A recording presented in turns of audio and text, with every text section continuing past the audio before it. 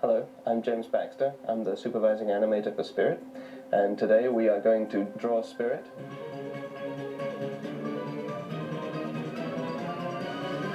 To make it a little easier, we've broken it down into 4 easy-to-follow steps. Step 1, from the inside out.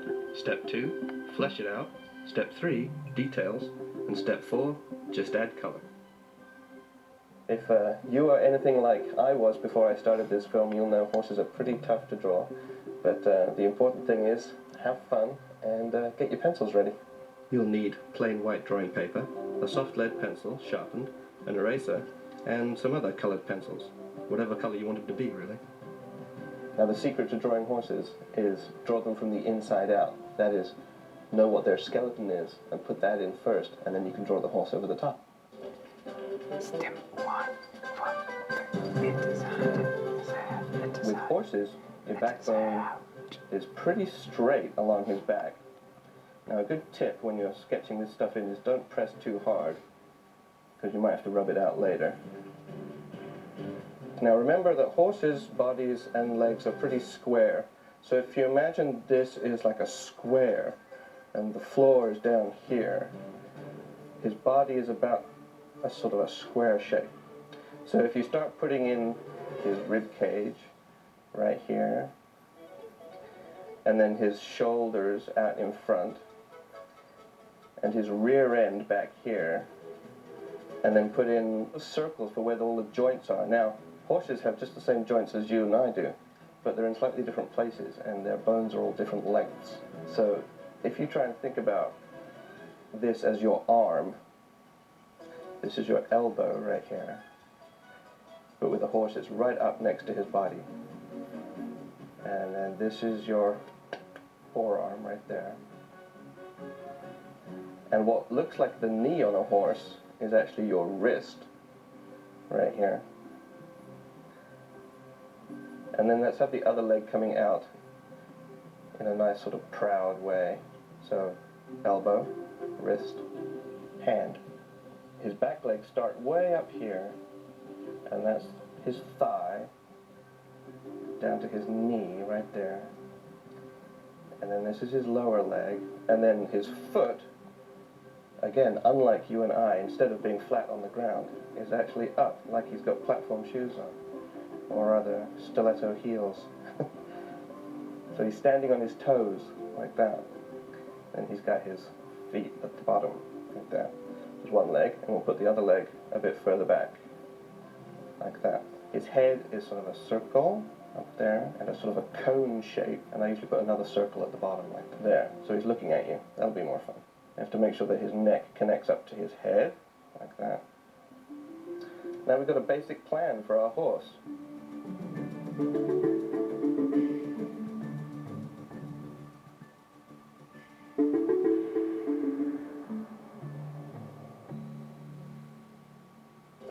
Step 2. Press around. Now we're done with his skeleton, we can put in his surface, roughing out his muscles and all the things on top of the skeleton. Let's start with his back. Now his backbone goes straight through his body, and that's actually a really good line to use because it tells you where the tail comes out. There's a big bump there. It's like a couple of mountains. Like that. It's a shape like that. Then his neck starts at the top of his withers and attaches to the back of his head, like that, in a nice curve. We have to describe the front of his shoulder with a line that comes down here and in there, like that. You see his pelvis right here? There's like a little change of direction around the end of his pelvis, like that. And then when you're drawing his belly, it's good to try and point his belly towards that little change of direction. That's where that goes to. And then we have to start drawing the legs, the hard part. We've got our joints worked out, so we know where everything goes. And we have to put the muscles on the top. He's got nice big forearms and an elbow right there. And then sometimes I put a faint little line right here. So this forms sort of a triangle, really. Then the thin parts are where the bones are, and the thick parts are where the joints are. So it goes thin down to his fetlocks. And that would be the junction between your finger and your palm, right there, the horse's fetlock. And then his hooves, which are sort of cone-shaped, really. There's one. Now put the other leg in. Now his leg is further forward than this one, so I'm going to draw it so you can see his other shoulder in there, and then his muscles in between. So again, thick up the top. This joint is actually pretty square, it's like a little box. And then the thin part, and then the joint at the bottom, and then we'll pick this hoof off the ground.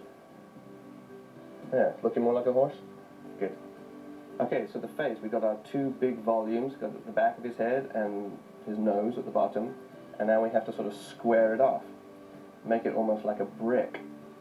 So you can see the top of his nose, and that's the top of his eyes, where his eyebrows, his eyes sit underneath there, like that.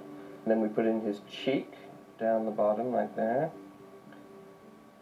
and then his muzzle at the end. Give him a little smiley face. Put in his other cheek over this side.